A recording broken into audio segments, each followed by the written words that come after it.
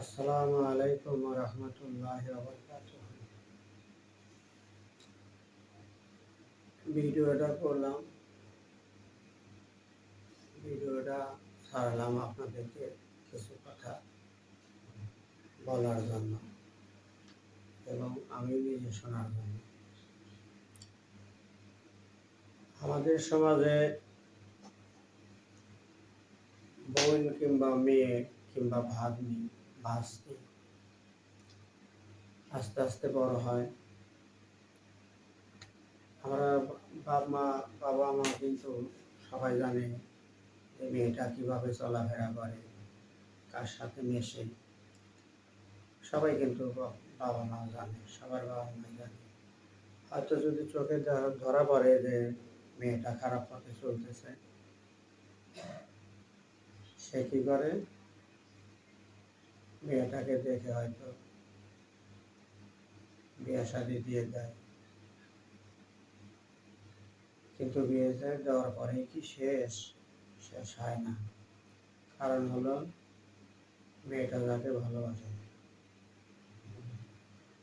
তার কথা সারা জীবন মনে রাখে, আর যার সাথে বিয়ে দিল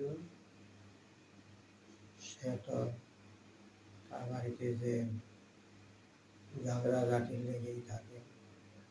স্বামী ভালো না, স্বামীর বাবা মা ভালো না, স্বামীর ভাই বোন ভালো না, ঝগড়া খালি কৈফত, খালি বিচার। বাবা মাকে বলতে পারে না যে আমি একজনকে ভালোবাসি। বাবা মা জানি জেনে শুনে কিন্তু বিয়ে শাদী দিয়ে দেয়। চিন্তা করে না এই সংসারটা টিকবে কি টিকবে না। এখন স্বামী সে তো বিয়ে করেই গেছে, অসহায় পরিবারে অসহায় মানুষ, একটা বড় গোষ্ঠীর সাথে আত্মীয় করেছে, আত্মীয় করে তো বিপদে পড়ে গেছে। তার মেয়েই কৈফত দেয় যে আমার জামাই এরকম করে ওরকম করে, আমাকে অন্যায় অত্যাচার করে, আমাকে মারধর করে, কিন্তু সে কি করে এটা কিন্তু বলে না। আর তার বাবা মাও কিন্তু এটা জানে না এবং শোনে না যে কেন তোকে মারধর করে, কেন অত্যাচার করে। মেন হলো যে এদিকে যে তার ভালোবাসার মানুষ আছে, সেই ভালোবাসার মানুষের ভুলতে পারে না মরার আগ পর্যন্ত। তাই যতই এক ছেলে হোক আর দুই ছেলে হোক আর চার ছেলে হোক, যার সাথে যার ভালোবাসা আছে 10 মিনিটের আকর্ষণ, সে মনে করেন এটাই আমার কাছে ভালো।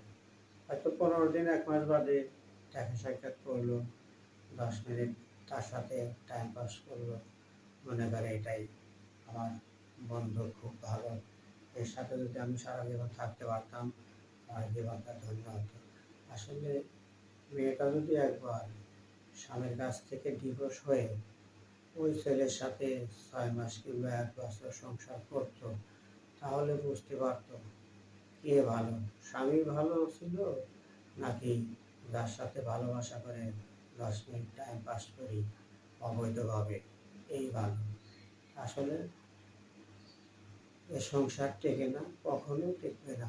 যদি কোনো মেয়ে কোনো অন্য পরপুরুষের সাথে সম্পর্ক থাকে, ভালোবাসা থাকে, সে তার স্বামীর সংসারে গিয়ে কখনো সংসার করতে পারবে না এবং করবে না, এবং সবাইকে শুধু স্বামীর বাড়ির সবাইকে শুধু দোষী খুঁজবে।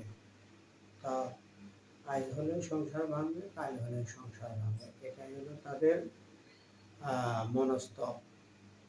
ওই যে বলেছে বুকের সাথে বুক মিলাইয়া যে আমার যতই বিয়ে হোক তুমি আমার আসল স্বামী, তুমি ছাড়া আমি কাউকে স্বামী হিসাবে মানব না, আমি স্বামী হিসাবে গ্রহণ করব না। এভাবে কি সংসার হয়? হয় না। এখন এটা যতই সন্তানাদি হোক, আমি নিজের চোখে দেখেছি। আর যারা এই সমস্ত কর্ম করে তারা কিন্তু ক্রীড়া কাটে, আল্লাহ রাসূলের দোহাই দেয়, মাটি ছুঁয়ে ক্রীড়া করে।